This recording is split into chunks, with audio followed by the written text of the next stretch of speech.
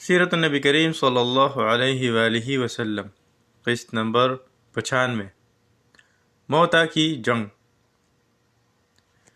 عمرے سے فارغ ہو کر حضور نبی کریم صلی اللہ علیہ وآلہ وسلم مدینہ منورہ پہنچے تو ایک سنگین واقعہ پیش آ گیا۔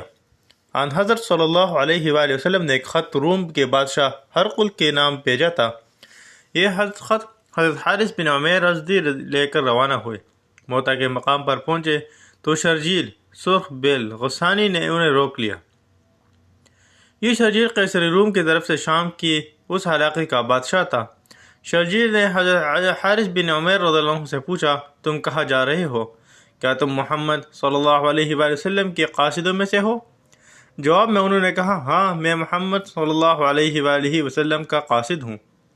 یہ سنتے ہی شرجیل نے انہیں رسیوں سے بندھوا دیا اور پھر انہیں قتل کر دیا۔ آن حضرت صلی اللہ علیہ وآلہ وسلم کے قاصدوں میں سے یہ پہلے قاصد ہیں جنہیں شہید کیا گیا۔ اللہ کے رسول صلی اللہ علیہ وآلہ وسلم کو اس واقعے سے بہت رنج ہوا۔ آپ نے فوراً صحابہ کرام رضوان اللہ علیہم اجمعین کا ایک لشکر تیار کیا۔ ان کی تعداد 3000 تھی۔ حضور اقدس صلی اللہ علیہ وآلہ وسلم نے ان لوگوں کو شاہ روم سے جنگ کرنے کا حکم فرمایا اور اس لشکر کا سپہ سالار حضرت زید بن حارثہ رضی اللہ عنہ کو مقرر فرمایا۔ جب یہ لشکر کوچ کرنے کے لیے تیار ہو گیا تو حضور اقدس صلی اللہ علیہ وآلہ وسلم نے ارشاد فرمایا، اگر زید بن حارثہ شہید ہو جائے تو ان کی جگہ جعفر بن ابی طالب لشکر کے امیر ہوں گے۔ اگر جعفر بن ابی طالب بھی شہید ہو جائے تو عبداللہ بن رواحہ ان کی جگہ لیں گے، اور اگر عبداللہ بن رواحہ بھی شہید ہو جائے تو مسلمان جس پر راضی ہوں اسے اپنا امیر بنا لے۔ جب آپ صلی اللہ علیہ وآلہ وسلم نے یہ ہدایت فرمائی، اس وقت ایک یہودی شخص بھی وہاں موجود تھا اور یہ سب سن رہا تھا۔ اس نے کہا، اگر یہ واقعی نبی ہیں تو میں قسم کھا کر کہتا ہوں کہ جن لوگوں کے نام انہوں نے لیے ہیں وہ سب شہید ہو جائیں گے۔ یہ بات حضرت زید بن حارثہ رضی اللہ عنہ نے سن لی تو بولے، میں گواہی دیتا ہوں کہ ان حضرت صلی اللہ علیہ وآلہ وسلم سچے نبی ہیں۔ آپ صلی اللہ علیہ وآلہ وسلم نے ایک سفید رنگ کا پرچم تیار کیا اور زید بن حارثہ رضی اللہ عنہ کو دے دیا۔ پھر آپ نے مجاہدین کو نصیحت فرمائی، جہاں حارث بن عمیر کو قتل کیا گیا ہے، جب تم وہاں پہنچو تو پہلے ان لوگوں کو اسلام کی دعوت دینا۔ وہ دعوت قبول کر لے تو ٹھیک، ورنہ اللہ تعالیٰ سے ان کے مقابلے میں مدد مانگنا اور ان سے جنگ کرنا۔ لشکر کو روانہ ہو کرتے وقت مسلمانوں نے کہا، اللہ تمہارا ساتھی ہو، تمہاری مدد فرمائے اور تم لوگوں کو خیر اور خوشی کے ساتھ ہمارے درمیان واپس لائے۔ جب یہ لشکر روانہ ہوا تو آپ صلی اللہ علیہ وآلہ وسلم تنیت الوداع کے مقام تک انہیں رخصت کرنے کے لیے ساتھ چلے۔ وہاں پہنچ کر انہیں نصیحت کی، میں تمہیں اللہ سے رہنے کی نصیحت کرتا ہوں۔ تمہارے ساتھ جو مسلمان ہیں ان سب کے لیے عافیت مانگتا ہوں۔ اللہ کا نام لے کر آگے بڑھو، اللہ کے اور اپنے دشمنوں سے شام کی سرزمین میں جا کر جنگ کرو۔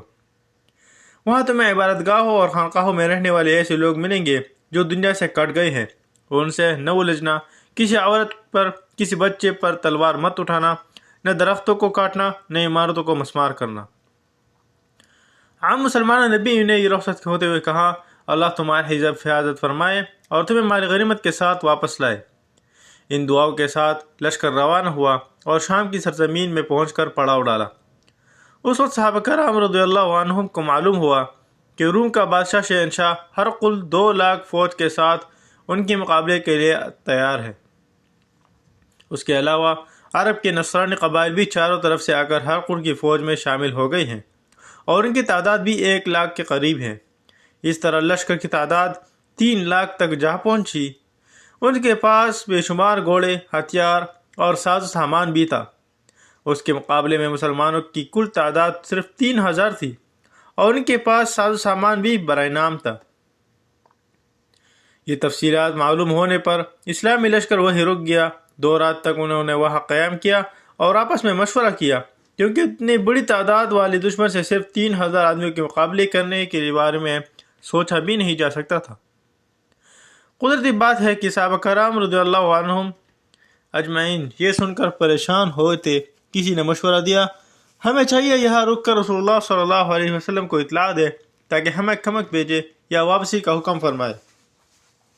اس پر حضرت عبداللہ بن رواحہ رضی اللہ عنہ نے پرجوش لہجے میں کہا، لوگو تم اسی مقصد سے جان بچھا رہے ہو جس کے لیے وطن سے نکلے ہو.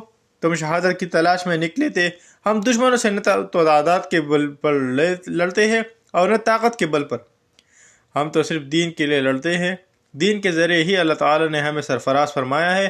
اب یا ہمیں فتح ہوگی یا شہادت نصیب ہوگی. یہ پرجوش الفاظ سن کر صحابہ کرام رضوان اللہ علیہم اجمعین بول اٹھے, اللہ کی قسم, ابن رواحہ نے بالکل ٹھیک کہا. چنانچہ اس کے بعد لشکر آگے روانہ ہوا اور یہاں تک کہ موتا کے مقام پر پہنچ گیا. اسی مقام پر رومی لشکر بھی مسلمانوں کے آمنے سامنے آ گیا. حضرت زید بن حارثہ رضی اللہ عنہ نے رسول اللہ صلی اللہ علیہ وسلم کا پرچم ہاتھ میں لیا اور دشمن کی طرف بڑھے. صحابہ کرام رضوان اللہ علیہم اجمعین ان کی قیادت میں رومی لشکر پر حملہ آور ہوئی. مسلمانوں نے زبردست حملہ کیا تھا. ادھر رومی بھی آخر 3 لاکھ تھے. انہوں نے بھی بھرپور حملہ کیا. تلواروں سے تلواریں ٹکرانے لگے, نیزے اور تیر چلنے لگے, زخمیوں کی آوازیں بلند ہونے لگی, گھوڑوں کے ہنہنانے اور اونٹوں کے بلبلانے کی آوازیں گونجنے لگی. اس حالت میں زید بن حارثہ رضی اللہ عنہ پرچم اٹھائے جنگ کر رہے تھے اور مسلسل آگے بڑھ رہے تھے. ان پرجوش کی ایک ناقابل بیان کیفیت طاری تھی. ان کے ہاتھوں کتنی ہی رومی جہنم رسید ہوئے. آخر وہ لڑتے لڑتے شہید ہو گئے. اسی وقت حضرت جعفر رضی اللہ عنہ نے پرچم لے لیا اور وہ اپنے سرخ رنگ کے گھوڑے پر سوار تھے. اب مسلمان ان کی قیادت میں جنگ کرنے لگے. انہوں نے اس قدر شدید جنگ کی کہ بیان سے باہر ہے. لڑتے لڑتے ان کا ایک بازو کھٹ گیا. انہوں نے پرچم بائیں ہاتھ میں پکڑ لیا. کچھ ہی دیر بعد کسی نے ان کا بائیں بازو پر وار کیا اور وہ بھی کٹ گیا. انہوں نے پرچم کو اپنی گود کے سہارے سنبھالے رکھا اور اسی حالت میں شہادت کا جام نوش فرمایا. اس وقت حضرت عبداللہ بن رواحہ رضی اللہ عنہ آگے آئے اور پرچم اٹھا لیا. انہوں نے گھوڑے کے بجائے پیدل جنگ کرنا مناسب سمجھانا اور دشمنوں سے مقابلہ شروع کر دیا. انہوں نے بھی بہت دلیری سے جنگ کی, یہاں تک کہ شہید ہو گئے. اب مسلمان اور عیسائی ایک دوسرے کے صفوں میں گھس چکے تھے اور جنگ گمسان کی ہو رہی تھی. کافروں کی تعداد چونکہ بہت زیادہ تھی اور مسلمان صرف 3000 تھے, لہذا ان کی تعداد کو اس تعداد سے کوئی نسبت ہی نہیں. اس لیے ان حالات میں بعض مسلمانوں نے پسپائی اختیار کرنے کا ارادہ کیا. لیکن اسی وقت حضرت عقبہ بن عامر رضی اللہ عنہ پکارے, لوگو اگر انسان سینے پر زخم کھا کر شہید ہو تو یہ اس سے بہتر ہے کہ پیٹھ پر زخم کھا کر مرے. ایسے میں حضرت ثابت بن ارقم رضی اللہ عنہ نے آگے بڑھ کر گرا ہوا پرچم اٹھا لیا اور بلند آواز میں بولے, مسلمانوں اپنے میں سے کسی کو امیر بنا لو تاکہ پرچم اسے دیا جا سکے. بہت سے صحابہ پکار اٹھے, آپ ہی ٹھیک ہے. یہ سن کر وہ بولے, لیکن میں خود کو اس قابل نہیں سمجھتا. ان حالات میں سب کی نظر حضرت خالد بن ولید رضی اللہ عنہ پر پڑی. سب نے انہیں امیر بنانے پر اتفاق کر لیا. یہ بھی کہا جاتا ہے کہ خود حضرت ثابت بن ارقم رضی اللہ عنہ نے ہی پرچم ان کے حوالہ کیا تھا اور کہا تھا, جنگ کے اصول اور فن آپ مجھ سے زیادہ جانتے ہیں. اس پر حضرت خالد بن ولید رضی اللہ عنہ بولے, نہیں, میرے مقابلے میں آپ اس پرچم کے زیادہ حقدار ہیں, کیونکہ آپ ان لوگوں میں سے ہیں جو غزوہ بدر میں شریک ہو چکے تھے. آخر سب کا اتفاق حضرت خالد بن ولید رضی اللہ عنہ پر ہو گیا. اب حضرت خالد بن ولید رضی اللہ عنہ کی قیادت میں جنگ شروع ہوئی. سلسلہ جاری رہے گا, باقی اگلے قسط میں انشاءاللہ تعالی.